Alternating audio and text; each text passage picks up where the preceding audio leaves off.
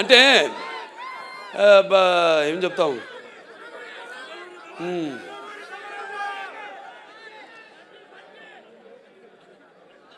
సప్త సాగర సంఘర్షణ తరంగ జ్వలిత శబ్దోద్వ మాధురి సప్త స్వరాలైన సరిగమ పదనిస సంగీత సాహిత్య సుమత సంగీత గీతాలు వినడానికి నేను ఇందా చెప్పాను. ఆడమగా సినిమాలకి కాదు, పాటలు కూడా, కొన్ని పాటలతో రోగాలు కూడా నయం చేయొచ్చు అంటాం. ఈ పాటలతో మనం చూస్తున్నాం. సినిమాలో పాటలు కాదు, మ్యూజిక్కి అసలు ఎలా వయసు కూడా మైమరిచిపోయి ఎలా పండు ముసలి వాళ్ళు కూడా థియేటర్లో ఎలా వాళ్ళు డాన్సులు చేస్తున్నారు. వాళ్ళకి ఎక్సర్సైజ్ అది. అవును, అది ఎక్సర్సైజ్. ఇదే పాటలు రోగాలు నయం చేసేదంటే అది 2-3 రకాలుగా కావచ్చు. విని కావచ్చు, లేకపోతే మన నడవడిక కావచ్చు, ఆ పాటలకి మన ప్రతిస్పందన కావచ్చు, ఫిజికల్లీ కావచ్చు, ఆర్ ఇంకో రకంగా కావచ్చు, పరోక్షంగా కావచ్చు.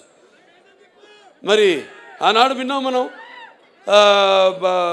సృష్టికి ఊర్వశి సరస సల్లా సంగీత సాహిత్య నృత్యానికి సృష్టికి ప్రతి సృష్టికర్త అయిన విశ్వామిత్రుడే తపస్సు నుంచి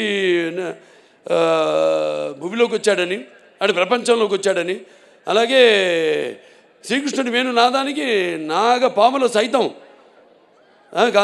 గోవులు సైతం మేతమాని మోకరిల్లాయని, అలాగే నేటికి నాదస్వరానికి ఈ నాగపాములు సైతం పడగలెత్తి ఆడటం మనం చూస్తున్నాం. అంటే సంగీతం బాగుంటే ఆ సినిమా హిట్ అయినట్టే. అది మన పండితుల అంచనా. ఇది హిట్ కాదు, పేలిపోతున్నాయి. అదే శివుడి ఆజ్ఞలు ఏంది, చెమ కూడా కుట్టదంటారు. ఈయన అన్నారు ఇందాక, అంత ఇస్తే నేనేం చేయాలి? నేను దాన్ని ఒక డైరెక్టర్ దాన్ని కన్సీవ్ చేస్తే ఆ సీన్ని కెమెరామెన్ మన సంతోష్ గారు ఎక్కడున్నారు, రాంప్రసాద్ గారు లేడు ఆయన.